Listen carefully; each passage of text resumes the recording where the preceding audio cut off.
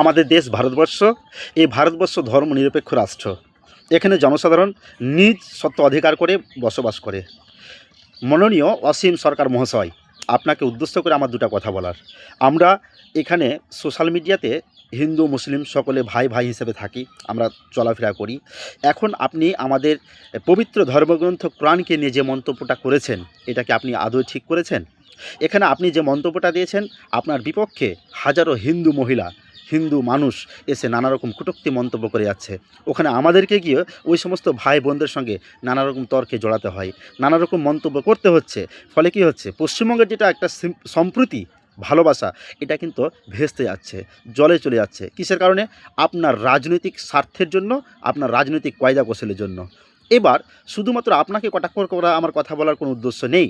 আজকে বিগত কয়েক বছর আগে বাবরি মসজিদকে ধ্বংস করা হয়েছে। বাবরি মসজিদ জ্বলে গেছে।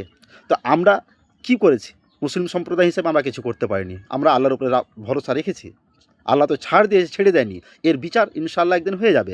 আজকে হুমায়ুন কবির যে সমস্যাটা আবার পুনরায় খাড়াবার চেষ্টা করেছে, তো তিনি কি অ্যাকচুয়ালি আমাদের মুসলমান জাতির জন্যই করেছে, নাকি তার ব্যক্তিগত কোনো রাজনৈতিক স্বার্থ রয়েছে?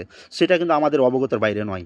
তাহলে আপনারা যারা এমএলএ এমপি রয়েছেন, বিধায়করা রয়েছেন, তাদের উদ্দেশ্যে একটাই কথা বলবো, আমাদের পশ্চিমবঙ্গের যে শান্তি, প্রীতি, ভালোবাসা, এটাকে আমরাকে ধরে রাখতে দেন। আপনারা আমাদেরকে বিভ্রান্তে ফেলিয়েন না, আমাদেরকে ধরে রাখার চেষ্টা করতে দেন।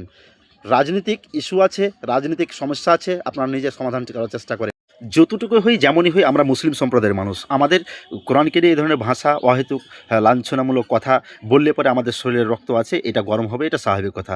আমরা যদি কোনো হিন্দু ধর্মাবলম্বী মানুষদের উপর নানা রকম বাজে মন্তব্য করে বসি, তাহলে সেটা আপনাদের কেমন লাগে, আপনাদের কেমন লাগবে একবার ভাবা যায়?